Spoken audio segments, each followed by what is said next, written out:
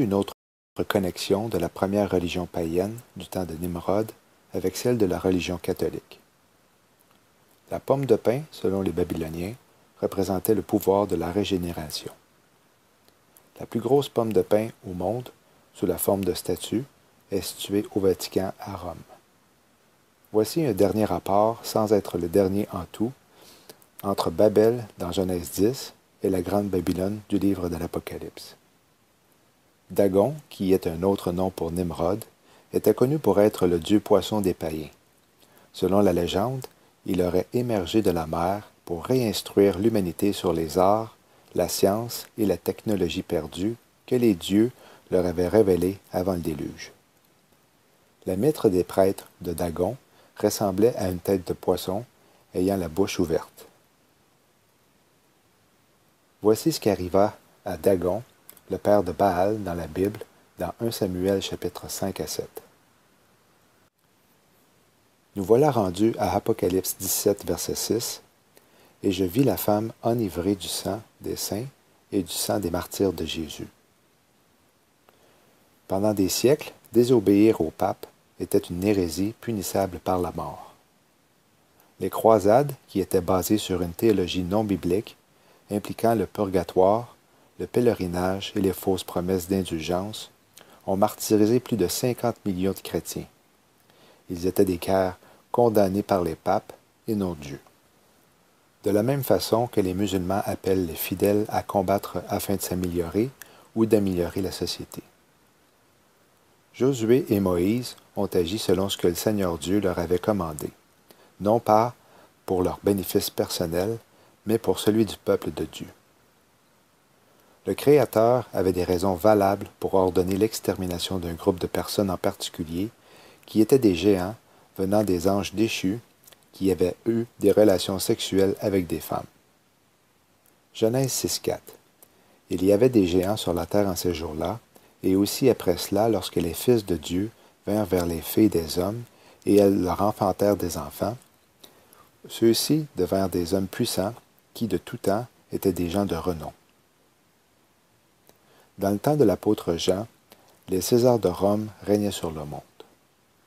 Depuis l'empereur Constantin, les papes ont succédé plus impitoyablement et sur un plus grand territoire. Les rois babyloniens servaient en tant que rois et prêtres et avaient le titre appelé Pontifex Maximus, qui veut dire le plus grand bâtisseur de ponts. Ce titre est réservé au pape, également intitulé souverain pontife, qui serait autrement dit le médiateur, Pontifex Maximus, entre les dieux et les hommes mortels. Apocalypse 17, 9. Et les 7 têtes sont 7 montagnes sur lesquelles la femme est assise. Cette femme est une ville, puisqu'Apocalypse 17, 18 dit « Et la femme que tu as vue est cette grande ville qui règne sur les rois de la terre. » Certaines personnes ont identifié les États-Unis comme étant Mystère Babylone la Grande, sauf que les États-Unis est un pays. Rome est reconnue mondialement pour être la ville des 7 montagnes. L'Encyclopédie catholique déclare « C'est en dedans de la ville de Rome, appelée la ville des 7 montagnes, que la région entière de l'État du Vatican est confinée. » Babylone est un mot code pour Rome. L'apôtre Pierre y fait référence pour Église située à Rome. La Bible nomme souvent une personne ou une ville sous un autre nom. Satan, par exemple, est appelé roi de Babylone dans Ésaïe 14 et prince de Tyrus dans Ézéchiel 28. Est-ce que Rome pourrait être la femme sur la bête? Cela ferait du sens puisque l'Empire romain est décrit par le prophète Daniel comme refaisant surface et être le dernier empire à régner pendant l'Apocalypse. Important de souligner que sur une des pièces de monnaie d'un jubilé de l'Église catholique, une femme portant une coupe est vue, ayant autour d'elle l'inscription en latin « Le monde entier est son siège ». Le traité du Latran a été signé le 11 février 1929 entre le Royaume d'Italie, représenté par le président du Conseil des ministres Benito Mussolini, et le Saint-Siège, représenté par le cardinal Pietro Gasparri, secrétaire d'État du pape Pie IX.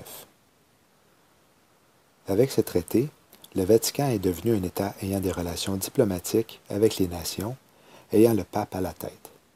Après coup, Le Vatican a reçu 750 millions de lire en liquide et 1 milliard en obligations d'État. 4 ans plus tard, en 1933, le même genre d'accord était signé, cette fois avec Hitler. Le Vatican s'enrichissait de nouveau avec des millions de marques allemands venant du régime nazi tout au long de la Deuxième Guerre mondiale.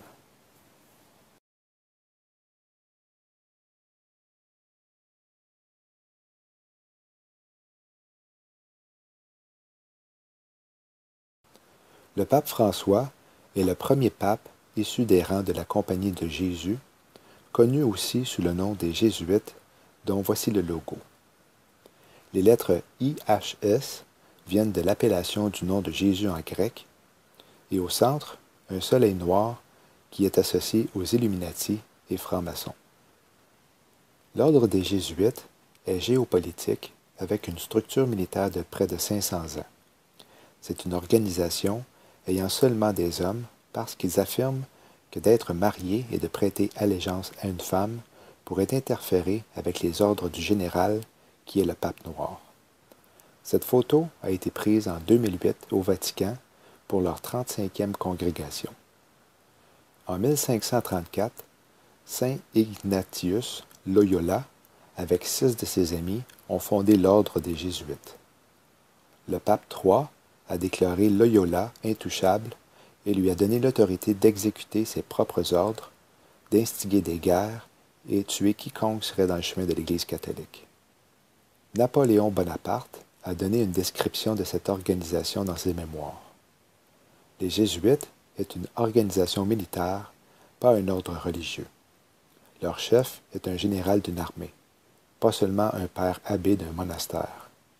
Et le but de cette organisation est le pouvoir dans son exercice des plus despotiques, le pouvoir absolu, le pouvoir universel, le pouvoir de contrôler le monde par la volonté d'un seul homme.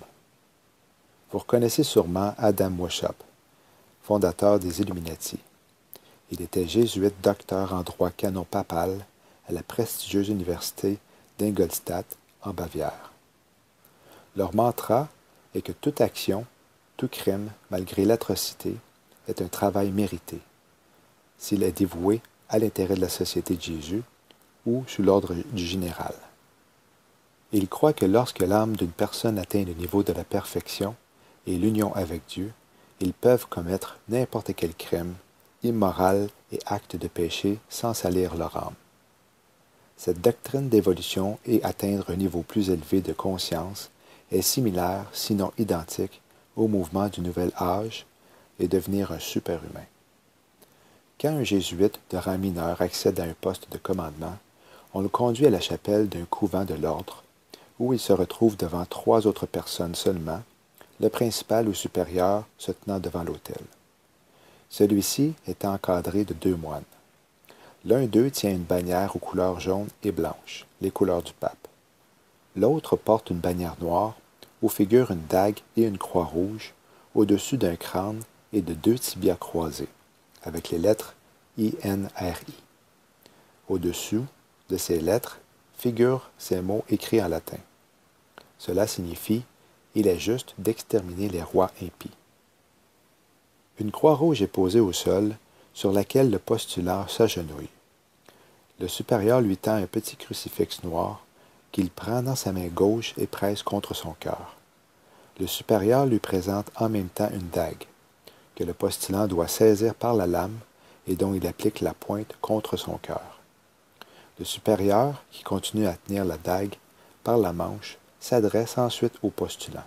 « Mon fils, jusqu'à présent, on t'a enseigné à maîtriser l'art de la dissimulation, à être un catholique romain parmi les catholiques romains, et même à être un espion parmi tes propres frères, à ne croire aucun homme, à ne faire confiance à aucun homme, parmi les réformés, à être un réformé, parmi les huguenotes, à être un huguenot, parmi les calvinistes, à être un calviniste, parmi les autres protestants, à être en général un autre protestant, à obtenir leur confiance et même à t'efforcer de prêcher du haut de leur pupitre, à dénoncer avec toute la véhémence dont tu es capable notre sainte religion et le pape, et même à t'abaisser jusqu'à te faire juif parmi les juifs, afin de pouvoir rassembler toutes les informations nécessaires à ton ordre en tant que fidèle soldat du pape.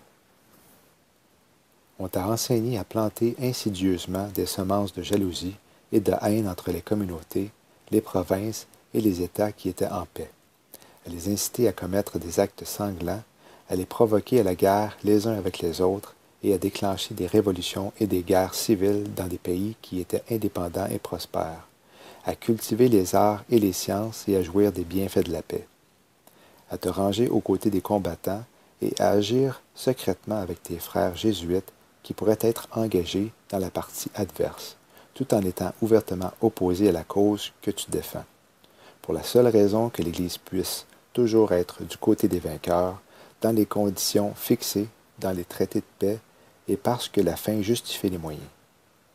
On t'a enseigné à travailler comme un espion, à recueillir tous les faits, statistiques et informations qui sont en ton pouvoir, de toutes les sources possibles, à gagner la confiance des protestants et des hérétiques de toutes sortes, jusque dans leurs familles, à gagner la confiance des commerçants, des banquiers, des avocats, de ceux qui travaillent dans les écoles et les universités, dans les parlements et les législatures, dans les tribunaux et les conseils d'État, et dans toutes les institutions des hommes au profit du pape, dont nous sommes les serviteurs jusqu'à la mort.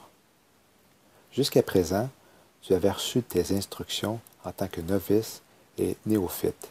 Tu avais servi en tant que coadjuteur, confesseur et prêtre, mais tu n'avais pas été investi de tout ce qui est nécessaire pour commander dans l'armée de Loyola au service du pape. Tu dois servir la durée fixée en tant qu'instrument et exécutant sous la direction de tes supérieurs, car personne ne peut commander ici sans avoir consacré ses œuvres par le sang des hérétiques, car sans effusion de sang, personne ne peut être sauvé. En conséquence, pour t'équiper pour ton œuvre et pour assurer pleinement ton salut, outre le vœu d'obéissance à ton ordre et au pape que tu as déjà prononcé, je te demande de répéter après moi.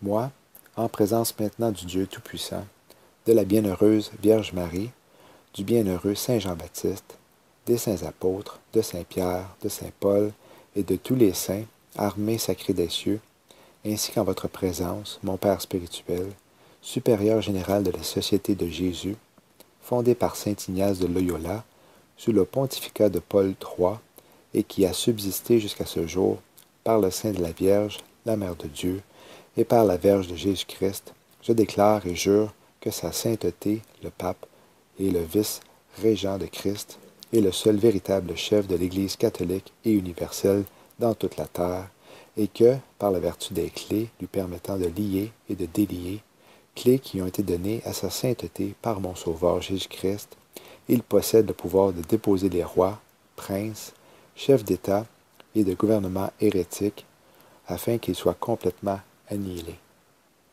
Par conséquent, je défendrai de toutes mes forces cette doctrine et le droit de sa sainteté de détruire l'autorité de tous les usurpateurs et de tous les hérétiques, notamment les protestants, en particulier ceux qui appartiennent aux églises luthériennes d'Allemagne, de Hollande, du Danemark, de Suède et de Norvège, et qui sont sous l'autorité des prétendues églises d'Angleterre et d'Écosse, ainsi que de leurs branches établies en Irlande, sur le continent américain et partout dans le monde, pour ce qui concerne toutes les croyances hérétiques, qui s'opposent à l'Église mère sacrée de Rome. Je dénonce et je renonce maintenant à toute allégeance à tout roi, prince ou État hérétique, qu'il soit protestant ou libéral. Je refuse toute obéissance à leurs lois, magistrats ou officiers.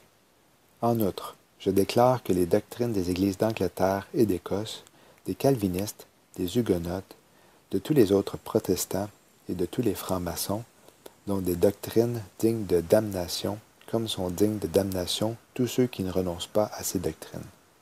Je déclare aussi que j'aiderai, assisterai et conseillerai tous les agents de sa sainteté dans tous les endroits où ils pourraient se trouver, en particulier en Suisse, en Allemagne, en Hollande, en Irlande et en Amérique, ou dans tout autre pays ou territoire où je me trouverai, que je consacrerai toutes mes énergies à extirper les doctrines protestantes ou maçonniques et à détruire toute leur prétendue puissance, qu'elle soit légale ou autre. Je promets aussi et je déclare que toutes les religions sont hérétiques pour la propagation des intérêts de notre mère l'Église, de garder secrets et privés tous les conseils de ses agents lorsqu'ils sont confiés à moi et de n'en rien divulguer, ni en parole, ni par écrit, ni de quelque manière que ce soit, mais d'exécuter tout ce qui m'a été confié, donné ou ordonné par vous, mon Père spirituel, ou par tout autre membre de cet ordre sacré. Je déclare aussi et je promets que je n'aurai aucune opinion ni volonté personnelle, aucune réserve mentale, même jusqu'à la mort, mais j'obéirai sans hésiter à tous les commandements que je pourrai recevoir de mes supérieurs dans la milice du Pape et de Jésus-Christ, que j'irai dans toutes les parties du monde où je serai envoyé, dans les régions glacées du Nord, dans les jungles de l'Inde, dans les centres de civilisation de l'Europe, ou dans les endroits sauvages où vivent les tribus barbares de l'Amérique, sans murmurer ni me plaindre, mais en étant soumis dans toutes les choses qui m'auront été communiquées. Je déclare encore et je promets que, lorsque l'opportunité se présentera, je mènerai une guerre incessante, secrète et ouverte, contre tous les hérétiques, protestants ou maçons, comme on me l'ordonnera, pour les extirper de la face de la terre, que je ne tiendrai compte ni de l'âge, ni du sexe, ni de la condition sociale, et que j'accepte de prendre, brûler, détruire, échauder, écorcher, étrangler et enterrer vivants ces infâmes hérétiques, que je fendrai les entrailles et le ventre de leurs femmes, que j'écraserai la tête de leurs enfants contre les murs afin d'annihiler cette race exécrable, que, si je ne peux pas le faire ouvertement, j'utiliserai en secret la coupe empoisonnée, la cordelette de strangulation, le poignard ou la balle de plomb, quel que soit le rang, la position, la dignité ou l'autorité des personnes, leurs conditions de vie publique ou privée, et comme pourront me le demander à tout moment les agents du pape ou le supérieur de la fraternité du Saint-Père de la Société de Jésus. En confirmation de quoi, je consacre à présent ma vie, mon âme et toute ma force corporelle à cette cause et, avec cette dague que je reçois maintenant, je signe de mon nom avec mon propre sang comme témoignage de mon engagement.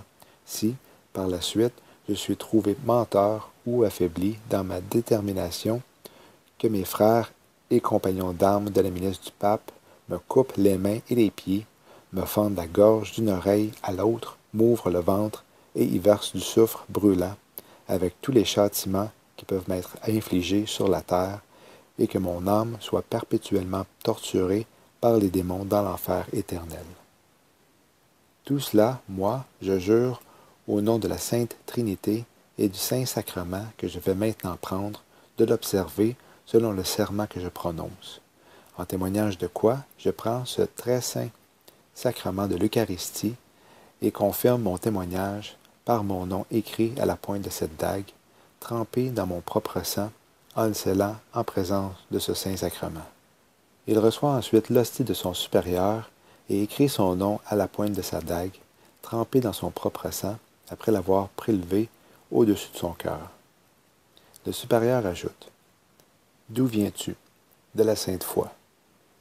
Qui sers-tu? Le Saint-Père de Rome, le Pape et l'Église catholique et universelle dans toute la terre. Qui te commande?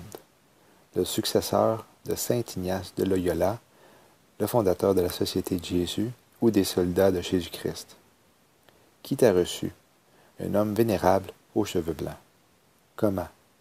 Avec une dague nue, je me suis mis à genoux sur la croix, sous les bannières du pape et de notre ordre sacré. As-tu prêté serment? Oui, de détruire les hérétiques et les gouvernements et de ne tenir compte ni de l'âge, ni du sexe, ni de la condition sociale, d'être semblable à un cadavre, sans opinion ni volonté propre, mais d'obéir implicitement à mes supérieurs en toutes choses, sans hésitation ni murmure. Feras-tu cela? Je le ferai. Comment voyages-tu? Dans la barque de Pierre le pêcheur. Où voyages-tu? Dans les 4 coins du globe. Pour quel but? Pour obéir aux ordres de mon général et de mes supérieurs et pour exécuter la volonté du pape en remplissant fidèlement les conditions de mes serments. Va donc dans le monde entier et prends possession de toute terre au nom du pape. celui qui ne l'acceptera pas comme vicaire de Jésus et son vice-régent sur la terre, qu'il soit maudit et exterminé.